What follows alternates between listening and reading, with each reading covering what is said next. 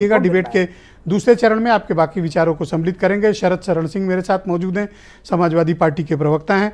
आप मुझे बताइए शरद जी कि आपकी पार्टी ने क्या तय किया। आप समाजवादी पार्टी के नेतृत्व में उत्तर प्रदेश में चुनाव चाहते हैं या फिर इंडिया अलायंस में कांग्रेस और आप एक साथ एक ही प्लेटफॉर्म पर चुनाव लड़ना चाहते हैं? आप लोगों ने डिसाइड क्या किया? क्योंकि समटाइम अजीब अजीब स्टेटमेंट आ रहे हैं। कभी कहा जा रहा है सपा के नेतृत्व में लड़ा जाएगा, कभी कहा जा रहा है कि गठबंधन में है।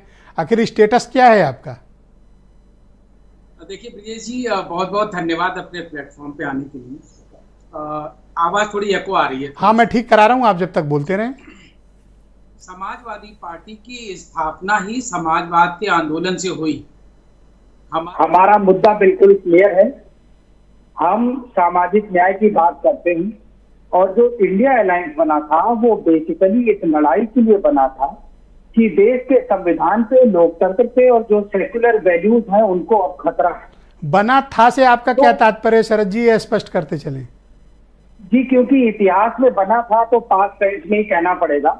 ओके, लेकिन है अभी चल रहा है, प्रेजेंट में है अभी। निश्चित जी, बिल्कुल निश्चित। ओके, मैं खुले दिल से आपको आज बात कह रहा हूँ।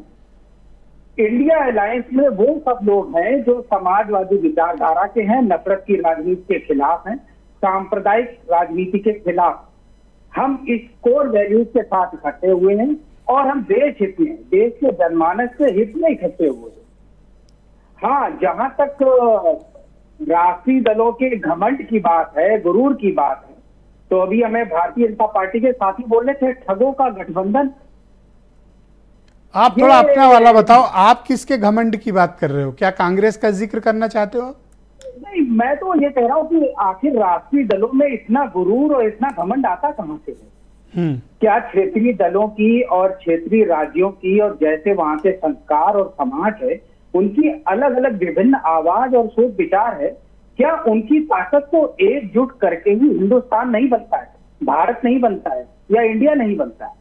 तो हमें इन सब जो विभिन्न अलग अलग आवाजें हैं, अलग अलग समाज की जरूरतें हैं, उनको जो रिप्रेजेंट कर रहा है उनको बहुत सम्मान। क्या कांग्रेस के साथ आप आगे पार्लियामेंट्री इलेक्शन में बढ़ना चाहेंगे इस अलायंस में, या फिर अभी बात होनी बाकी है? इंडिया अलायंस में जो भी होगा, समाजवादी मूल्यों के साथ जो भी लोकतंत्र और संविधान को बचाने के लिए साथ देना चाहेगा वो सिर्फ एक साथ एक पटल पे होंगे और मुझे लगता है तकरीबन वही पार्टियां एक साथ हैं।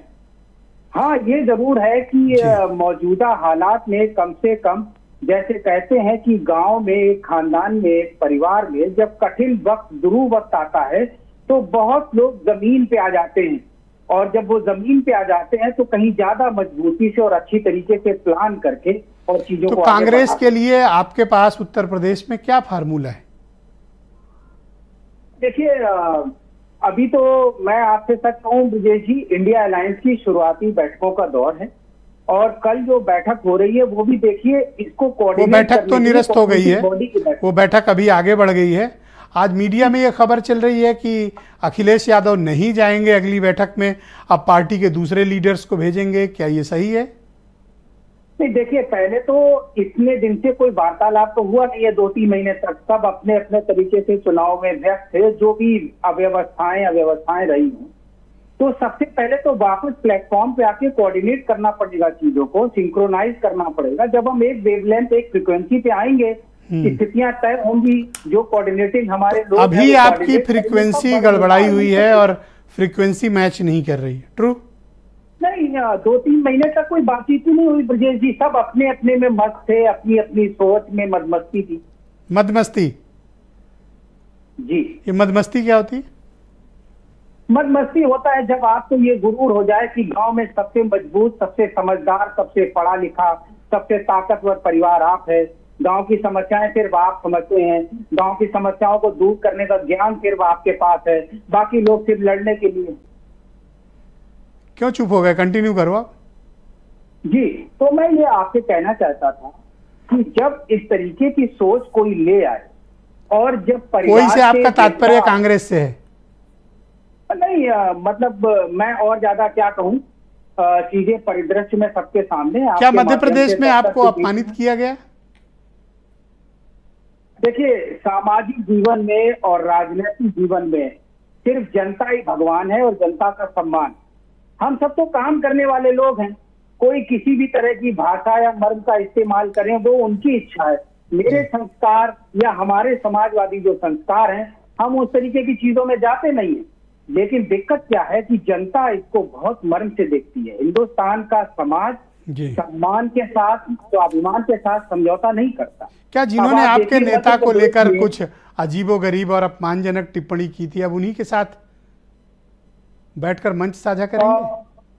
जी बिल्कुल, क्योंकि हमारे वैल्यू सिस्टम सेम है और देश पे खतरा बड़ा सर, वो तो आपको भला बुरा कह रहे थे, वैल्यू सिस्टम कौन सा है इसमें? नहीं, हम समाजवादी और सेकुलर विचारधारा के सभी दल हैं और हम सब ये मानते हैं कि वर्तमान में लोकतंत्र पे और संविधान पे बहुत अधिक खतरा है। थैंक यू, शुक्रिया। मैं आगे डिबेट को आगे बढ़ाता हूँ। मेरे साथ